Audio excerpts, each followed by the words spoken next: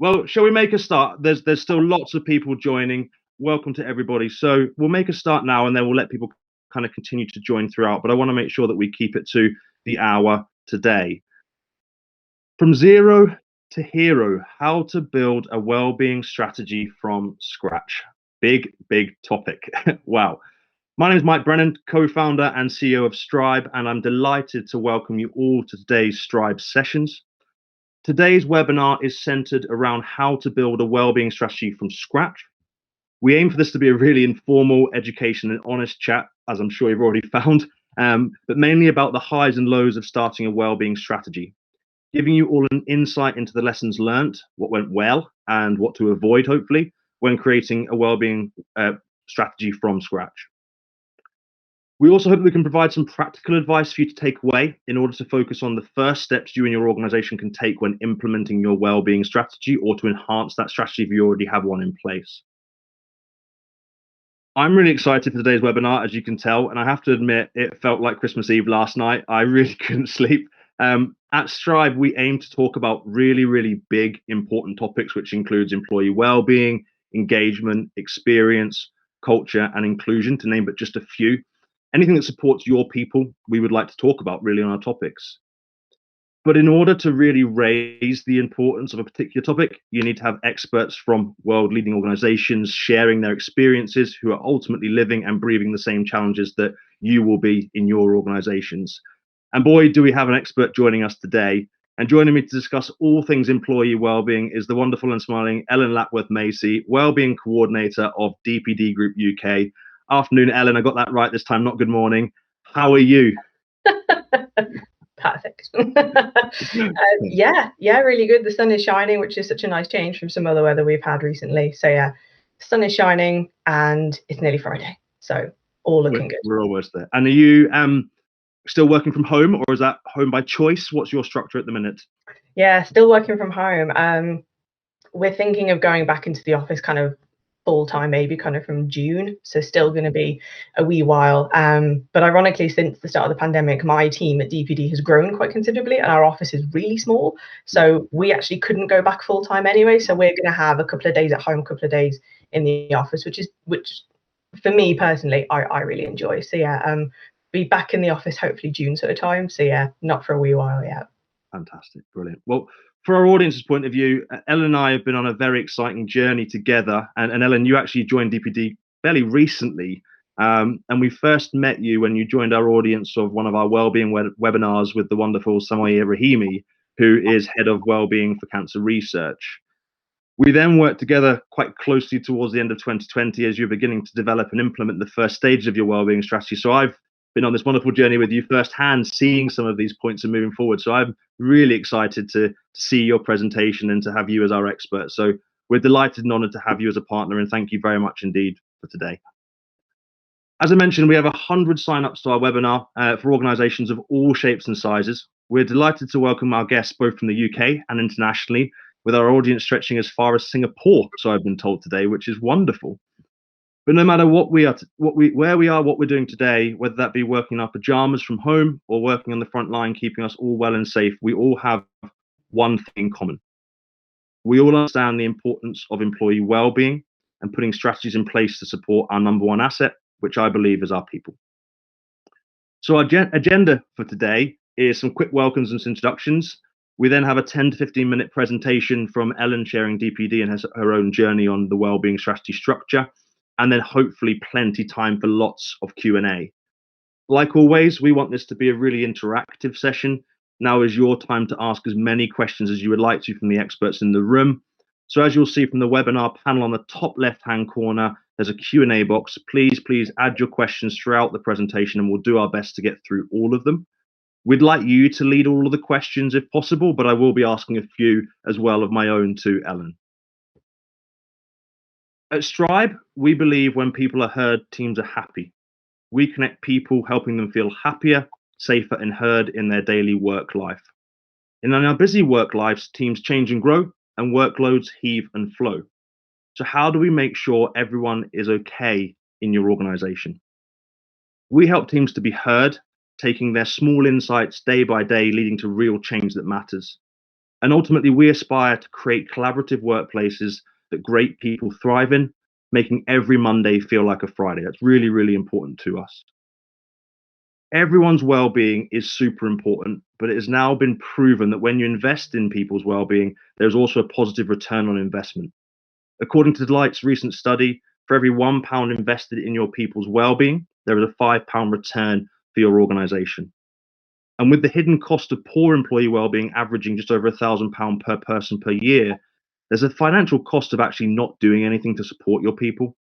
And so, on that very important note, I'm delighted to welcome Ellen, who's going to walk us through an initial presentation to share how she has approached, developed, and delivered DPD's wellbeing strategy from scratch. Ellen, I'm just going to do a typical man thing and be quiet whilst I do two things. May you introduce yourself to the wonderful audience, and then over to you to start on your presentation. Yeah, absolutely. Not a problem. So yeah, as Michael said, my name is Ellen Lapworth-Maisie, a little bit of a mouthful. I joined DPD, we'll go into this kind of beginning of last year.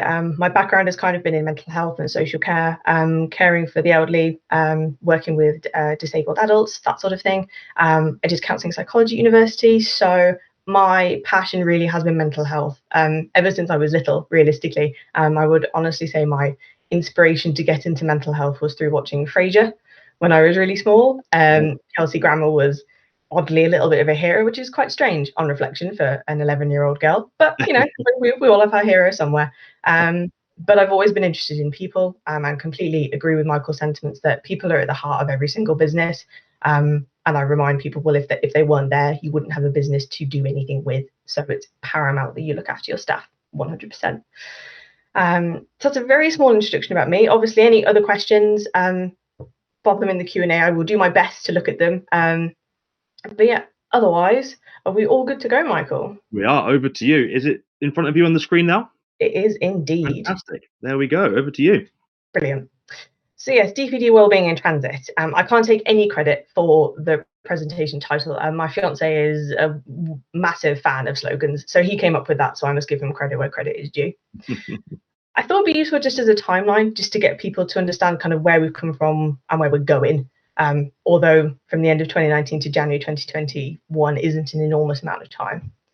So at the end of 2019, there was a need identified by senior management, sort of at director and CEO level from DPD, that actually we needed somebody to come in and look after the well-being side of things. As is often kind of usual in companies, employee well-being was kind of linked with HR, and they looked after it in that sense. And they realized that actually they wanted to invest more in it, and it wasn't reasonable to expect the HR business partners to do that, because that's not what they were trained to do. They were trained to work in HR.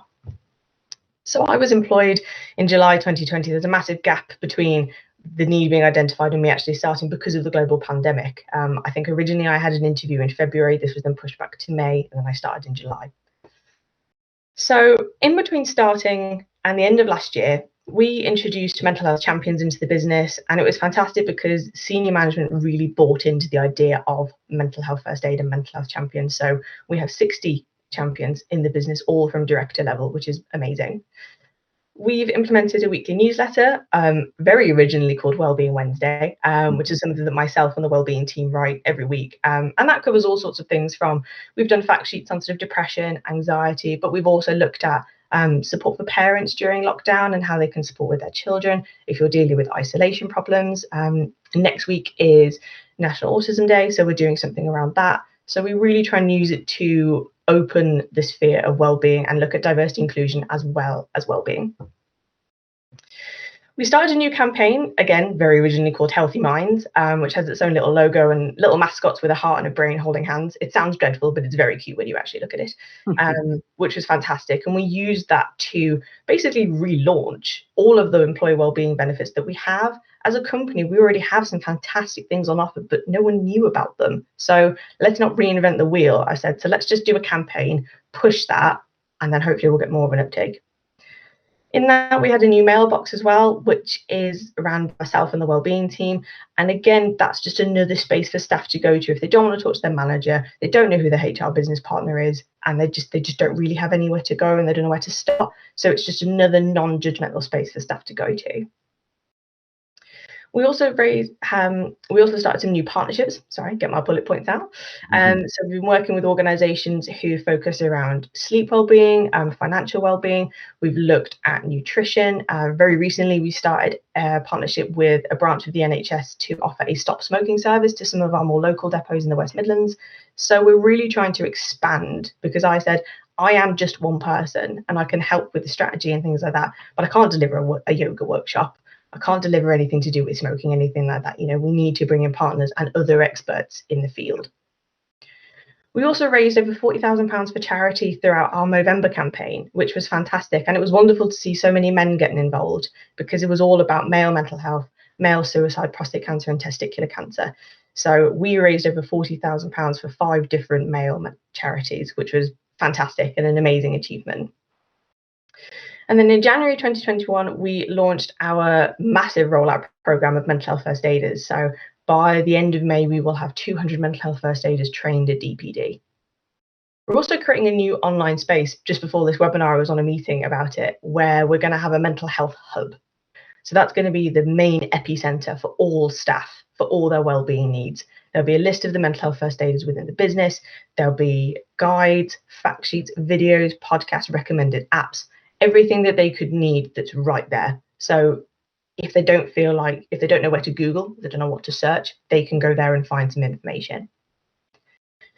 We're doing a tailored support as well as a holistic approach to our staff. In terms of, DPD is an enormous site. It's an enormous business. We have 90 different sites. So not everything is going to work that's going to work in Dunstable, for example, that's going to work in Smethwick. So it's about making sure for the individual hubs and the individual departments that we tailor what they need. And the new training, the point I missed out, is that we're also training our managers. So mid-manager level often gets missed out with various things. So we're training all of our managers about the awareness of mental health in the business, the importance of recognizing mental health at work, and what they as managers can do to support their staff. As Michael says, it's about reinvesting in people and making sure that turnover is managed, that people feel supported and empowered to come forward and share that they need some support. Perfect. Next slide, please, Mike. Wonderful. So obviously, working from home, I put ... question mark because it was all a bit of an unknown for DPD. Before the pandemic, nobody worked from home. It was very much in the office, Monday to Friday, 9 till 5:30. Those are the hours you worked. So with working from home, a new policy was created. So now after the pandemic, staff are able to work 2 to 3 days from home if they want to. People can obviously go back in full time if they wish, but there is the option, which I know I certainly will be taking up. We're working from home with the pandemic, etc. All of our training, all of our induction, and our conference all had to go online, which is a massive thing for DPD, for something that we all usually do things face to face. So we had to go through massive changes to make sure that we still kept up that level of engagement within our business. There was new tech involved in DPD. So just before the pandemic started, everyone had moved over to Google. I don't know if anyone here on the webinar uses Google or Google Meet, Google Drive, that sort of thing. And we're one of the odd ones that we use Google and not Microsoft Teams. So everyone was just starting to get used to that. And then the pandemic hit, and then suddenly everyone had to really speed up their learning with how to use Google. And last and foremost, it's not for everyone. As you can appreciate, DPD, we have hubs, we have depots, we have people sorting parcels. They can't do their job from home. So a big challenge for DPD with the pandemic and working as well within wellbeing was to make sure that people felt safe while they were still at work, working in the hubs, working in the depots, that we were providing PPE, hand sanitizer, temperature checks, all of those things. So we were quite strange in that way, in the fact that we had employees who couldn't do their job at home. So it wasn't a simple, right, everyone go home and get a laptop, unfortunately. Next slide, Mike. Wonderful. So, and as with wellbeing, what we're here to talk about, working well from home. It's not as simple as just saying, here's a laptop and a keyboard, go do your thing. For a lot of people, it was a really big change. And certainly when I first started, there were a lot of business partners sort of saying, some people are really struggling with working from home. How can we support them? What can we do? So we have internal support. As I mentioned earlier at the start, we have myself, we have the wellbeing team, we have the wellbeing inbox. All of those are accessible to staff if they want to just share, get some support, get some guidance and advice. We have external support, obviously. We have an employee assistance program, I suppose, which counts as internal and external. But we have an employee helpline, which is available 24/7, 365 days a year. Staff can also access counselling. So that's something that we outsource, but is specific for DPD and their staff. And the biggest thing is accessible resources. It's all very well having all of these things and putting all these things in place, but if nobody knows where they are, there is literally no point in having them. So we had a big push of making sure people were aware where they could go for support and how to do it, to the point where we sort of created guides and steps. We publicised it in the weekly newsletters. This is how you get support and this is where we are. Next slide, please, Mike.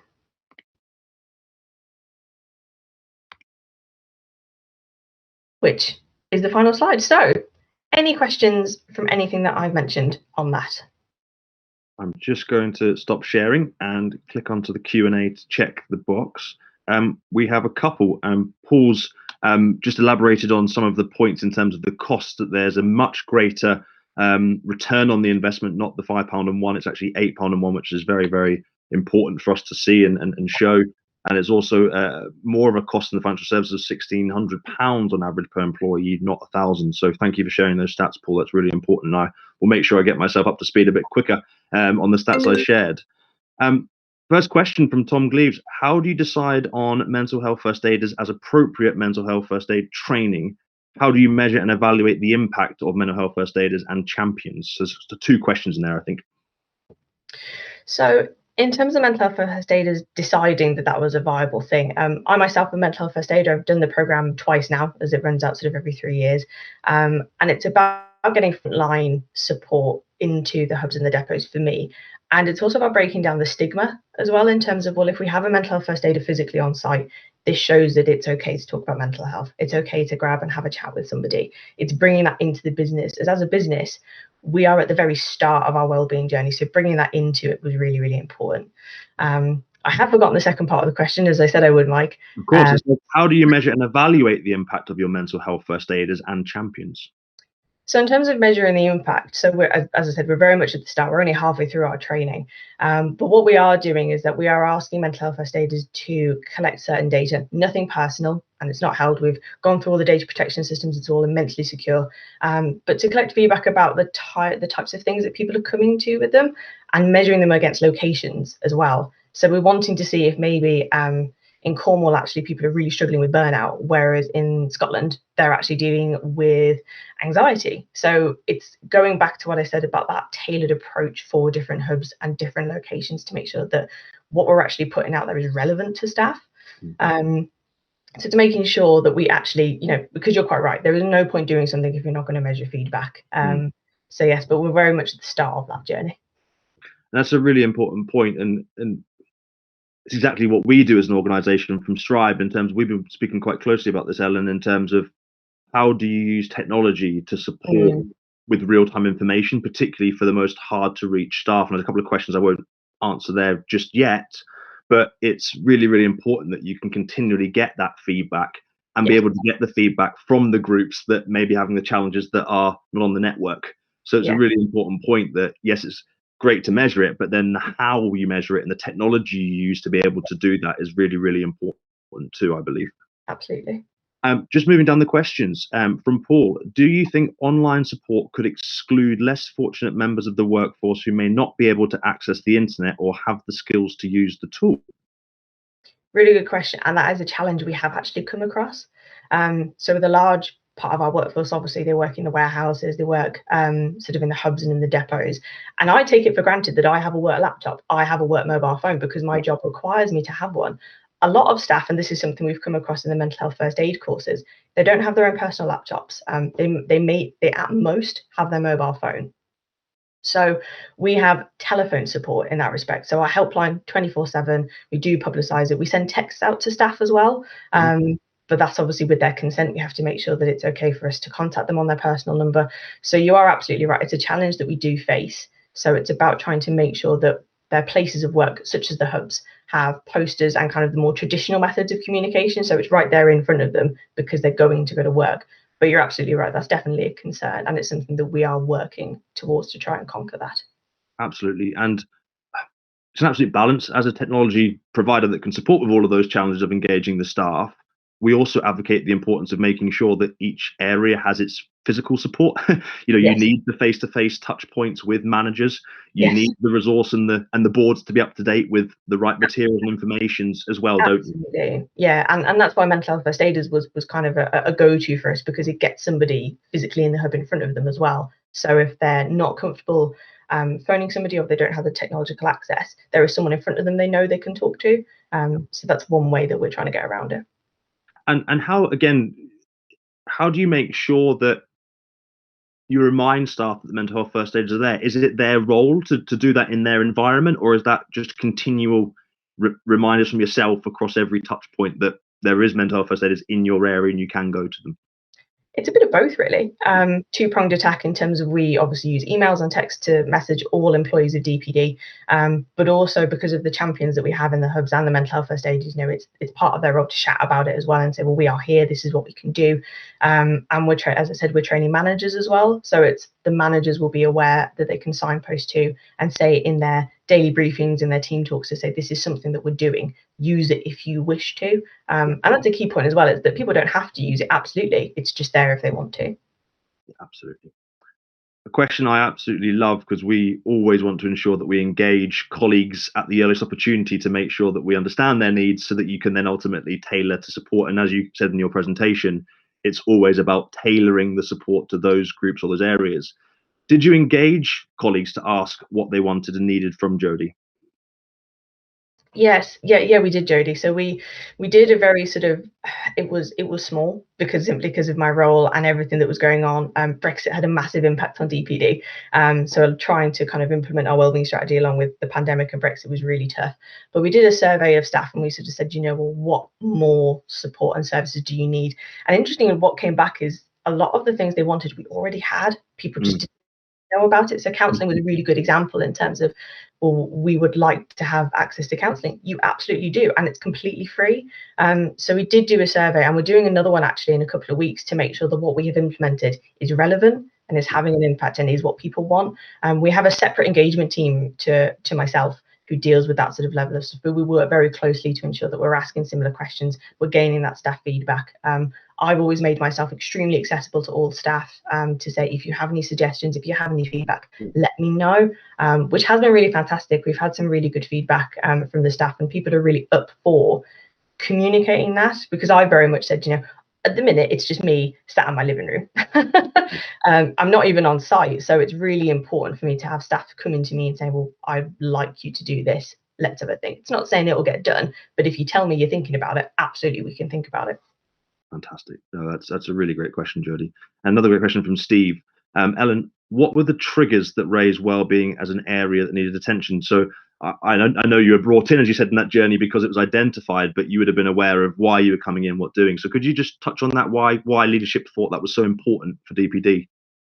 I think one of the triggers was the pandemic, and they were thinking about it anyway, kind of mid 2019, I believe, in terms of expanding their sort of offerings and their staff. But then when the pandemic sort of started hitting, everyone was sort of, right, we really need someone dedicated to do this, because, as I said, up until that point, my team, where there's only about 8 of us, managed the reward and benefits for all kind of 10, 12,000 members of staff. Yeah. Trying to manage pensions and life assurance claims and cancer screening medical reports, and also the well-being side, it's just too much. And one big thing as well was that in terms of experience with staff, none of the staff at DPD, which is absolutely fair because they haven't been asked to, have had any experience working within mental health sectors or being a leader in the industry, anything like that. So the trigger was very much, it's getting forgotten about, essentially, and we need someone to implement this and give it the time it deserves. And that was a phrase, certainly when I was first brought on, that was really said to me, we need someone to manage, coordinate, and give this the time it actually deserves, to invest in staff rather than it just being a tick box exercise. Certainly when I first came in, I wanted to make sure it wasn't just a tick box. We were doing this to actually last for years and years, rather than, oh, well, we've employed someone with well-being, that's kind of done. Yeah.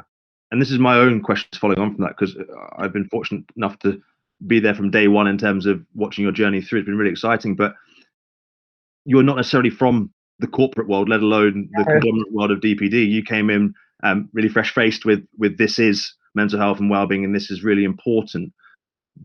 Do you think that's important for organizations to think about who's in charge of well-being as much as just putting some pressure on there? Absolutely. I think there has to be the right person in place to do it. And I think coming from outside the corporate world really helped. Yeah. Because it's just sort of, well, this is kind of standard practice in other organizations, charity organizations, care organizations. So why is that not standard practice in the corporate world? Yeah. We have the resources to do it, so why not? I think it just gives people a different perspective. And certainly when I was hired, my boss really liked the fact that I didn't come from the corporate world, and it was that fresh pair of eyes. And it's useful actually, because if there's something I think we can suggest, it doesn't always land well with corporate employees, but it would with charity employees. So it's a really good balancing act in terms of, well, this works for this group and not for this group. Let's find a solution in the middle. So yeah, absolutely. It's very important who is in Have you charge. found any resistance? Obviously, the first part was just finding your feet and understanding all this that you're talking about. But did you find any points where you were climbing uphill for a little bit, or have you generally been supported across the business? It's a tough one really, because senior management have been really on board. Yeah. They're the ones that hired me. They're the ones that offered me my position. The CEO, Dwayne McDonald, is fantastic in terms of, he knows people come first. Absolutely. Even though he's the CEO, he was a driver and worked his way up, so he knows DPD inside and out. The kind of more resistance has kind of come from kind of more middle management, really, in terms of, I'm not paid to be someone's mum. Is something a manager said to me. Something else another manager said to me was about a member of staff who was coming back after long-term sick with mental health, and they said, does she really have to come back? Yes, she does. And it was that awareness of, yes, you're a manager of people, and yes, you are pressured to do stats, you're pressured to perform, you have to be good at your job in DPD. But there is that pastoral element of care, which hasn't really been a focus on. So when I came in and started telling everyone, we have to be nice to everyone, it was a bit of a shock to the system, really, because it's all been about stats. It's all been figures. We're a very successful company in that respect. So yeah, there was a little bit of resistance from that. And I think just a general lack of awareness and understanding, which is no one's fault. If you've never been told, you just don't know. So yeah, it's been very much starting at the basics. What is mental health? Who am I? What am I doing here? Sort of thing. And I think that's a really important point. We've got some wonderful organizations that will be larger than DPD and will be smaller than DPD and will be aspiring. But DPD is an extremely successful business and has been for a number of years from a growth and revenue point of view. But here we are talking about just 12 months ago, bringing somebody in to focus on this and really emphasize that important part. So it's never too late, is what I'm trying to say. Oh, not at all. And don't assume that everyone has something in place. You can start again. Yeah, absolutely. And I think certainly as another trigger point, going back to someone else's question, I think it was that, well, we've got these services, but no one's really doing anything with them. So do people know? Do people care? Are they suitable? So that was another thing in terms of, well, we're paying for this employee assistance program, but no one's accessing it. So let's jump to that question. I'll come back to Paul's in just a second, but there was a great question that came from two of Paul's questions. Do you monitor your EAP uptake, and what is it showing you in terms of use and demographics? So that probably leads into your response there of just reviewing that. Yeah, absolutely. So since I started, the uptake for counselling calls and counselling sessions has gone up, which I'm viewing as a wholly positive thing. I had to convince senior management that it was a good thing. More people saying that they're not happy doesn't sound good. But I said, no, it's fantastic, because it means it's early intervention, and prevention is better than cure. So if people are coming to the services and they're saying, I need a bit of support, I need a bit of help, fantastic, let's help them. Because certainly from a business perspective, if we support them now at this point, it means that they might not be off for 6 months. And we might then not have to, rehire them or rehire somebody else. So it's very, again, that return of investment that we're talking about. It's very much prevention, better than cure. But yes, the uptake is going up. It is still low for a company of our size, I think. But again, I think with anything, I've had to really manage my expectations in terms of change and the time that will take. I kind of hoped everything would be done by now. It's not. My boss always says to me, Rome wasn't built in a day, and I really need to remember that. So I think where we will want the uptake to be will probably take another 12, 18 months, I think, realistically. In terms of demographics, it is mostly men that use the services. We are a male-dominated business, so that makes sense. But it's fantastic as well, because, think of the most stereotypical warehouse worker. We employ a lot of people like that. So it's fantastic the men are coming forward and seeking support, which is fantastic. Fantastic. And then let's just go up, following from Paul's question there. Paul's question again is, let's look at the whole umbrella of your world. Hmm. What measures do you use?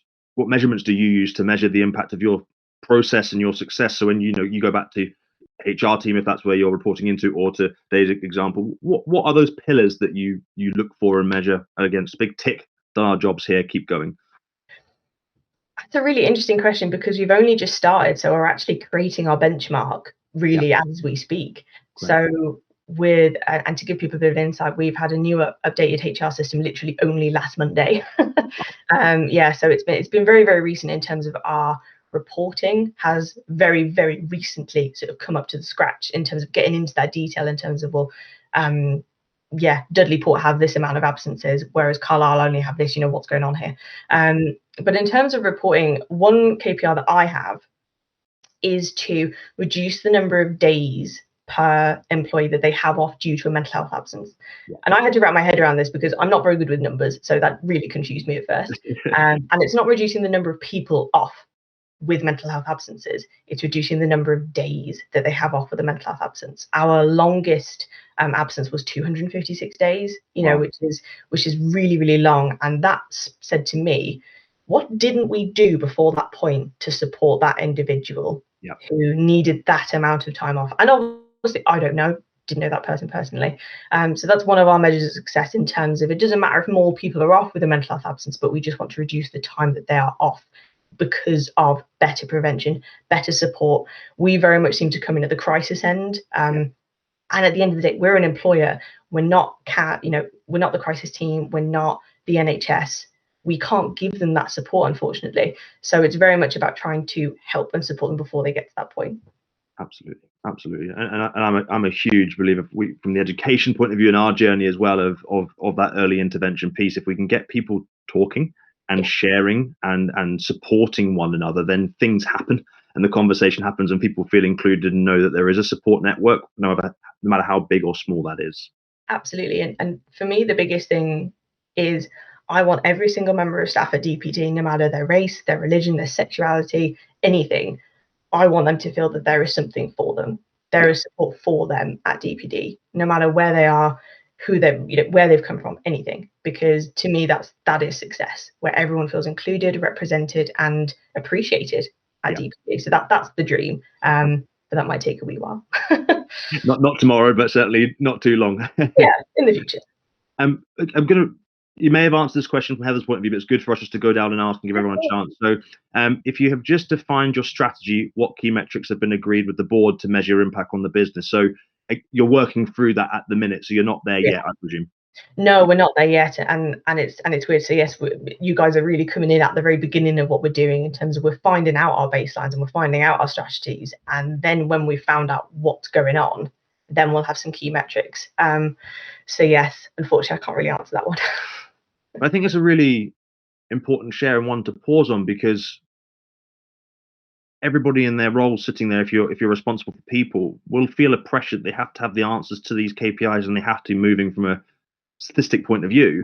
But here you are sharing, we're working them out. They might change. There might be better ones than what everyone's telling us around the world. So it's working out what's right for you and the why in your organization and your people, but learning from best practice. So absolutely. And it's learning from our staff as well in terms of hearing what they're saying and then responding to that, because we have the resources to put things on, but there is literally no point in putting something on if 90% of the staff don't need that kind of support. Obviously somebody will, which is fantastic, but in terms of initiatives that are company wide, we need to make sure that they're relevant to staff and it's what they want. A statistic I've heard which is comparable is Hermes had someone come in and do an overall survey and they found that 76% of their staff were burnt out. And one can assume as a delivery company, we've worked through the pandemic, we've had 5 years worth of growth in 12 months. Wow. It's been ridiculous. We delivered 360 million parcels over the past 12 months, which is brilliant, but it's crazy. Most of them to my fiance, I think, Ellen, I must say, but there we go. My fiance would say the same about me. So we've had such exponential growth and people have been working consistently. So it's fair to assume that burnout and stress and anxiety, are relevant. So we're putting on things like that. But again, more specific stuff, I want to make sure we're tailoring it to people and that it's relevant. Yeah, absolutely. Heather's got some great questions today. If you were starting from scratch again, what would you do differently based on this experience? So already in this short period of time, is there anything you wish that you would do differently if resource was not a problem?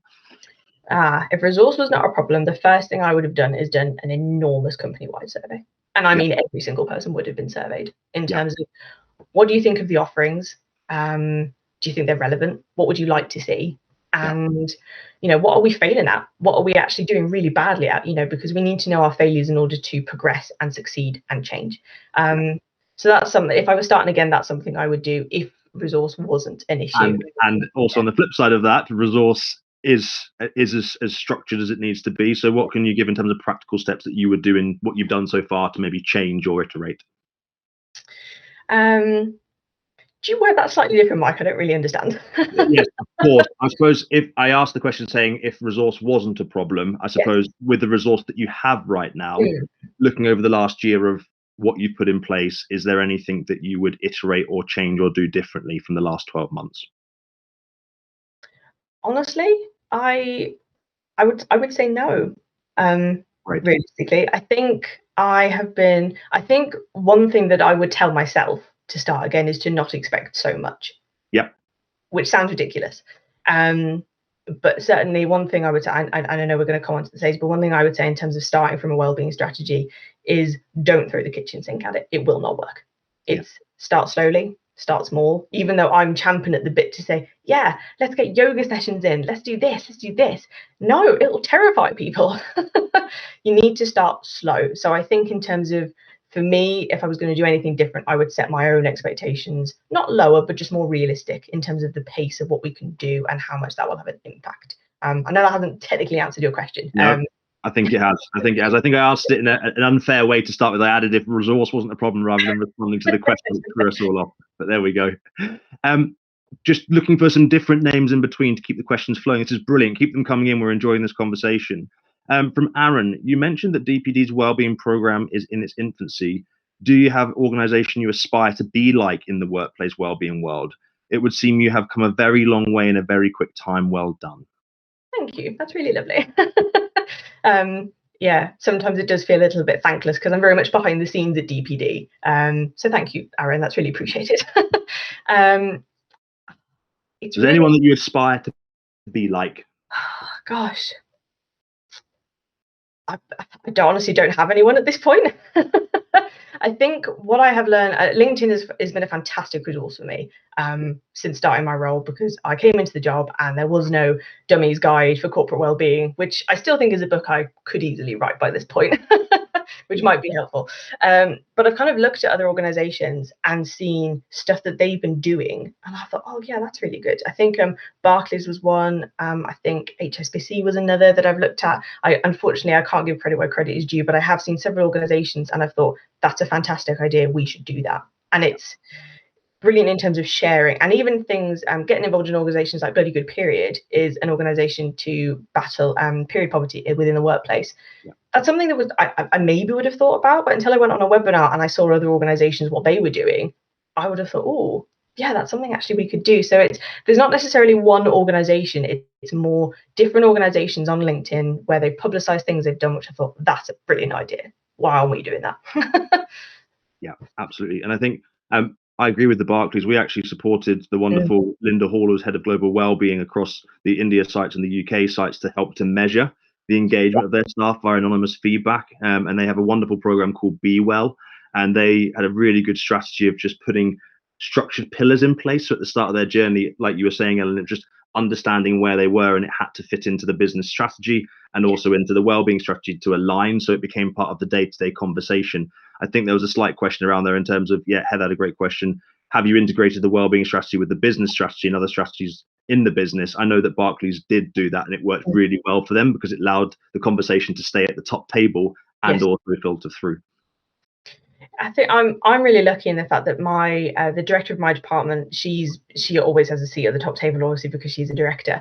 So she feeds directly back to the CEO in terms of what we're doing, and we're making sure that we are aligning with what the business is. So one of the business kind of proposals this year is sort of making our online offering for customers better. Yeah. And tangibly, we said, well, let's make it better for staff as well. We're doing this and this, so we can learn from those two projects in terms of what works for customers might work for staff as well. So we are very much in a line with kind of everything that we're doing in terms of going green, born line process, all those sorts of things.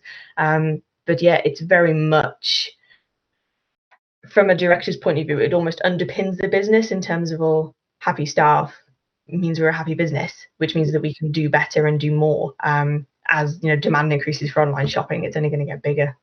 Yeah, that's one of our big mantras is when your people are heard, teams are happy, and it's the same process of whatever those principles are that works in your organization. It's making sure your employees feel happy, safe, and able to deliver their best work. Absolutely. Question for myself, Mike, do you think your Strive tool help in this area of getting ahead of people trends and feelings, and therefore use this to have the supportive interventions before people go off or reduce the lost productivity? Absolutely, Paul. I think these are the conversations that I have with Ellen all the time, and it refers back to how you can better listen to your staff and how your staff can be heard and how they feel heard. And what Strive enables you to do is deliver the ability of a survey or questions in a really, really quick way, but equally to really sort of connect with the most hard to reach staff. So some of those groups of staff that you know there's challenges and problems that may be offline or off the network, that's where our platform can support an employee or staff members to give feedback into the organization, to pulse questions out and to review that data. But it ultimately has to come into this strategy. You know, as part of that wellbeing strategy, consulting with your people, that's where Strive would help. You'd be able to ask some questions to get some feedback before you make any change. Where would you like to make the changes? Because as change comes, you've got to be careful that you don't change areas that's potentially okay or working. And I think that's really important to remember, that there will be areas of your workforce that are thriving and are happy. And it's how you continue to support and nurture them and how you pulse check them using technology, but equally how you identify the areas that aren't working or need extra support and what you do about that. So absolutely, the tool enables people like Ellen and teams to have those insights in a more regular way than that of surveys. But equally, it's then putting those interventions in place to make that change happen. And one of the questions that I had for those outside the office, such as your DPD drivers, how are you supporting your employees in that environment and connecting? I know you mentioned the text. Is there anything else that you're doing just to make them feel part of that community? We've recently started something called DPD TV, which is a bit of a mouthful because it's all DPD. It's the media place, as I call it. And what we're doing is we have started doing podcasts to update staff within the business and keep people feeling connected. And it ties a little bit in with wellbeing in terms of that feeling involved and feeling connected. And one thing which I mentioned earlier on was about the conference that we had. So normally we have a conference and only about 1,000 members of staff can go because it's face to face. I think it's held in West Brom, I believe. I think I obviously couldn't go because it was all into the pandemic, and this happened in kind of February, and it was fantastic because we did it virtually. Every single member of staff, including our drivers, could view it and see it. Yeah. And it was all of our director team, you know, giving updates and things like this. And the feedback was incredible in terms of people felt valued and connected and like they'd been thought about. And even though, you know, there wasn't anything specific, oh, yeah, Dave from Carlisle, or, you know, let's shout out to them type thing, everyone felt a part of something. And DPD is we're an enormous organization, but we want people to feel involved and feel a part of it, which obviously improves their well-being and helps them feel connected, that they're listened to. So yeah, we have DPD TV, so we have podcasts and various things.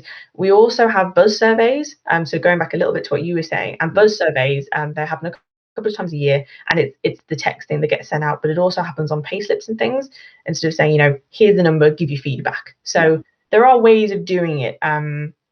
One of the things we're looking at as a company is to improve that connectivity with our drivers, with people out on the road, those sorts of things. You know, the people who really do not have time to sit there and fill out a survey when they have to drop off 250 parcels, they don't have time. So that's something that we're working towards, and something that I don't have the answers for yet, but we're hoping to work for in the next couple of years. Fantastic. Well, you may not have the answer to this question, but I will answer. It's a great question from Ed, but I think it follows on from there. How do you give people the right tools and language to help them build an awareness of where they are on the spectrum of mental health? Sometimes it takes someone to get to crisis mode before they realize they need help, but we want to try and change that in our business. Absolutely. I completely agree with you. And that has happened several times within DPD, in terms of people have completely reached crisis point and they haven't even noticed until they've come into work one day and they've had a breakdown, which, you know, is dreadful for them. And as an organization, we obviously would like to prevent that as much as possible. So one of the things we're doing, we are running awareness training. And that awareness training really is going back to basics in terms of, we all have mental health. It's something we all deal with, because that's a really big thing in DPD. People are like, I don't have mental health, I don't deal with it. Have you ever felt happy? The answer is yes, you have mental health. Does cake bring you joy? It's that kind of level that we're talking to people. And it's not because people are stupid, it's because people have never been introduced to the concept before. And like you said, it's the language you use around it is so important. So we're running awareness training in terms of, these are some signs and symptoms that people might have if they're slightly out of character. Again, not universal to everyone. Our big message is, if you are a certain way, like if you're really organized, you get up in the morning, X, Y, and Z, if you suddenly start feeling the need to sleep in all the time, maybe there's something quite wrong. Don't go straight to you have full-blown depression, but maybe there's something just to recognize in yourself. So we're trying to give people the tools to self-reflect. And one of our, in our employee assistance program, it's absolutely fantastic. We have an app which all employees can download for free. On that, it has a mood tracker, which is something I said in my interview is something I would employ. And you can ask it pops up every day, and it can ask you how you've been in your work life and your social life and your personal life. And that can act as a tracker. And something that we're saying is, we want to empower people to look after their own well-being, because they're in charge. You're in charge of you. No one can do anything for you in that respect. So it's about giving that power back to people and saying, recognize those things within yourselves. And that's something that our weekly newsletters do. We touch on this quite regularly in terms of, if you're feeling this way, if you've noticed a change, drop the wellbeing team an email, ask the question, is very much what we go in terms of, there's no stupid question if it's about your mental health and well-being. We'd rather you ask and say, yeah, maybe you could give someone a ring, check out Mind, all that sort of stuff. But otherwise, yeah. So we're very much trying to make the language as accessible as physically possible. There's no point using academic, scientific language, because half of our staff will just fall asleep. So it's about making it, on brand, which sounds really ridiculous, but making it actually relevant to the people we're talking to. It's a really good point. And I was smiling about the kind of, empowering people in your organization. You actually have, thousands of ambassadors that can keep an eye out on that front line for one another. And if you get that structure right, if you ask the right questions, as well as getting feedback for yourself, you're also prompting and you're promoting. You're making sure that people have drank enough water or eaten the right food or had enough sleep. And even by just asking the question, you can trigger people to think about it and go and do something. And the more that you get advocacy from your people, how do you turn your 200 mental health champions into 20,000 is ultimately what we find when we work with Barclays, when we work with other organizations. That it was about that empowerment on the front line. You can't do everything for everyone. You can only put the framework and support in place and keep that up to date. But the big thing for me that I keep finding is that communication, raising awareness, and reminding staff that's in place. Absolutely. I've got time for one more question, maybe two, and then I'm conscious that we'll wrap up for everybody. And there's one more QR code question to come at the end that we're going to surprise everybody with that's on the call. So from Tom, you talked earlier about just starting to set your own internal metrics. Are you considering using frameworks to benchmark against other organizations, i.e. IIP, Wellbeing Accreditation Charter? So are you going to start following kind of metrics and benchmarks, or you're just going to do it yourself and benchmark your own organization? I think a mixture of both. Yeah. I'm really interested in having being on a wellbeing charter and having a wellbeing accreditation for DPD. One of the challenges I've come across is, how on earth do you do that with 12,000 members of staff? Yeah. If we were in one building, it would be great. You could slap on the side, Smedek HR, people in talent business, they're up to scratch, boom. But we've got 90 depots. And is it that we're going to do it for all of DPD, or are we going to do it per depot? So yeah, for me, it's very much, I would like there to be some kind of international, global recognized standard that DPD are up to, because it's all very well coming up with your own, but no one knows what it is. So yeah, so we're very much hoping to have some sort of accreditation within DPD to say, it's similar to the Fortune 500 in that you see it, you know what it means. You know that we look after our people. We are in the modern space of well-being. But absolutely, I think a lot of it really honestly will just come from what our staff want and where we're coming from. And hopefully, better is such a vague and horrible word, but obviously if it just gets better from where we are now, that's fantastic. But I think when we start to, because we work with partners like Aon, which are fantastic in giving us that knowledge in terms of what other businesses do. So we talked to them and sort of saying, what are other people doing? What's your gold standard that you see? How do we get there? And mental health first aiders was one of them, thankfully. So we're getting there somewhere. You're on the steps. Absolutely fantastic.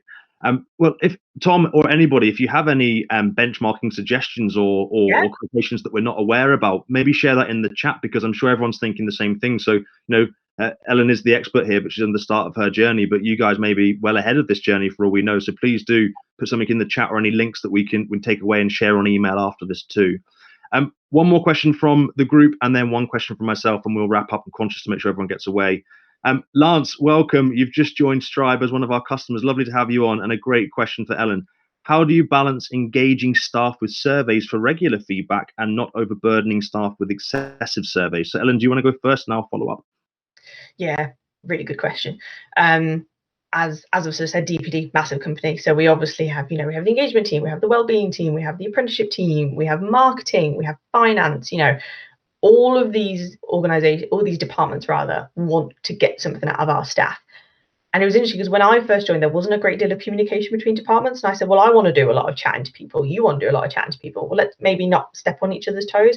And so things like the engagement calendars, as a really good example, Pride is coming up in June. I'd like to do stuff for Pride, but the engagement team are already doing something. So let's make sure let's not reinvent the wheel. So for me, it's making sure that the heads of department, the people who do the planning, the people who do the surveys actually continually communicate, and that there's almost a calendar then, and of making sure we don't overwhelm staff. Because it's just, people will just switch off. Even after 2 surveys, I think when I first started, the engagement manager said to me, if you're planning on asking more than 4 questions, don't bother.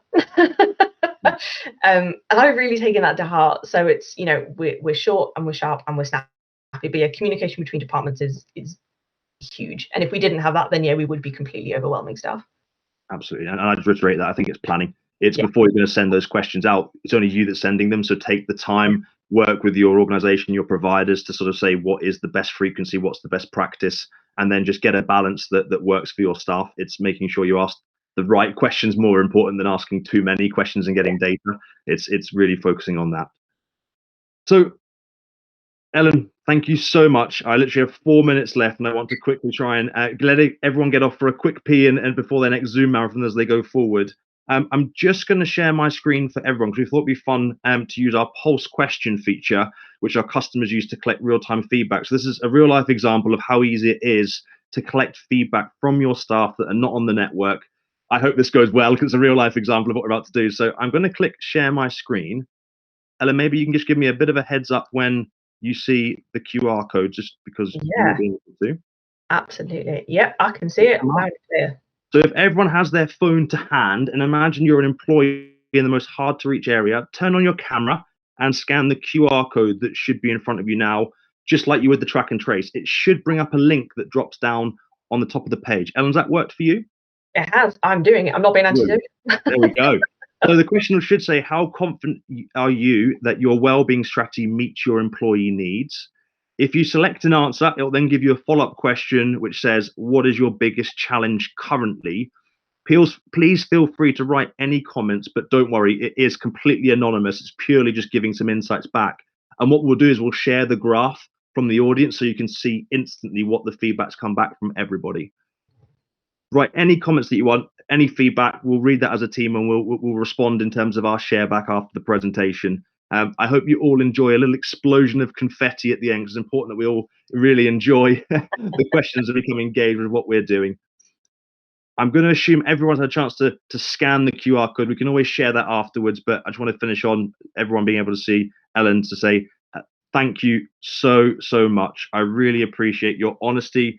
It's been amazing to showcase how an organization so successful and so large is just at the start of their journey, but for sharing so honestly about the steps that you've taken to put it in place, and to remind everybody that you can start at any point, and this is a journey forever, not just a quick fix within COVID or for the next 2 months. If there's any questions that we haven't been able to ask today that you'd like to ask Ellen, send them to the team at hello@strivehq.com, stribehq.com, or visit strivehq.com, and we'll share those questions back with Ellen, who I'm sure she won't mind giving a little paragraph for us then to share back or share the experience. Ellen, thank you again. It's been wonderful to have you on. I hope the audience have enjoyed today. We're looking to another Strive session in a couple of months' time. Hope you have a wonderful rest of your week and look forward to the weekend. And remember that every Monday should feel like Friday for your organizations. Thank you and speak soon. Thanks, Ellen. Thank you, everybody. Take care.